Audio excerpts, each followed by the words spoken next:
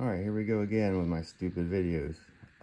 So if you're familiar with these older Bennett trim pumps, they're a little finicky.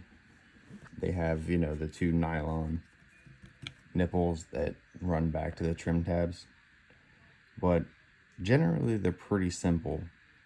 So what I was having happen with this unit is the solenoids were clicking, but the motor wasn't rotating. So I kind of figured it was either shorted out or locked up. So what I have over here is battery with jumpers that I can kind of probe around. I have my grounded to the pump motor, and I have just a red. So your red and green are for your solenoids, and you isolate all your wires, and you could just tap them with your 12 volt and you'll hear a click. That's how you know they're opening and closing. And actually you can kind of see them just barely opening and closing. But my pump was still not rotating. So after you take the little gear assembly apart, which is kind of like if you're familiar with a Silverado 5.3 oil pump, very similar to that, right? You got a little keyway, a little ball bearing fits in there, little ball bearing. Come on, focus. You can kind of see the little dimple right here. That's where your ball bearing will fit, and that is what allows this to rotate and pump your ATF or your fluid through your lines to move your trim tabs up and down. So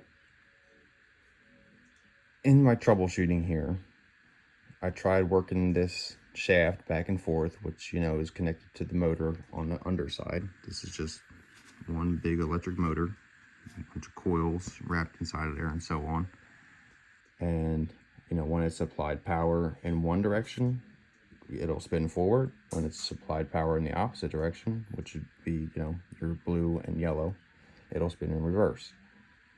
So I tried working it free a few times, channel locks and some other caveman tools.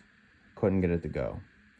So what I decided was, since this unit's pretty much locked up and it's going to be a wash, if I tap that shaft a few easy times with a little light hammer, maybe, just maybe, it'll free itself.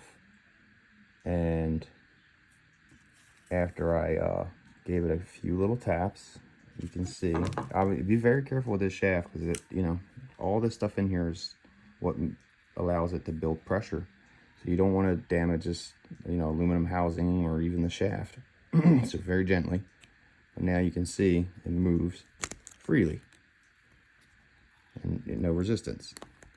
So just a couple little light taps, and all it is a few torques. They're not in there very hard.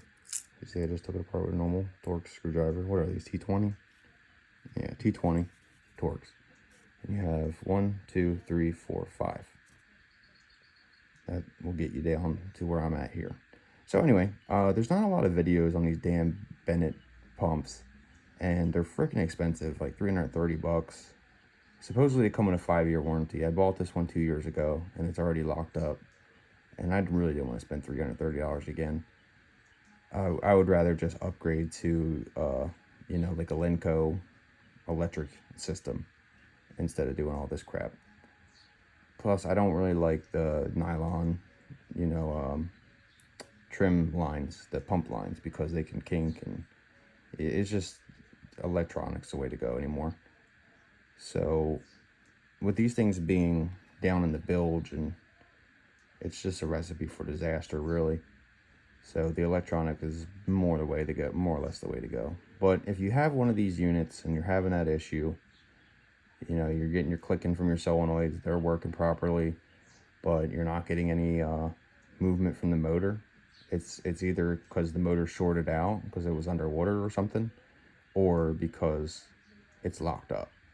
And you can try this and maybe save yourself a few bucks, or at least get some more time out of it until you have to replace. But I just wanted to do that video to see if I could help anybody. I mean, literally, if I even help one person, then the video was worth making. So, guys, give me a like on the video. I mean, if you like this kind of random content, give me a subscribe. I appreciate it.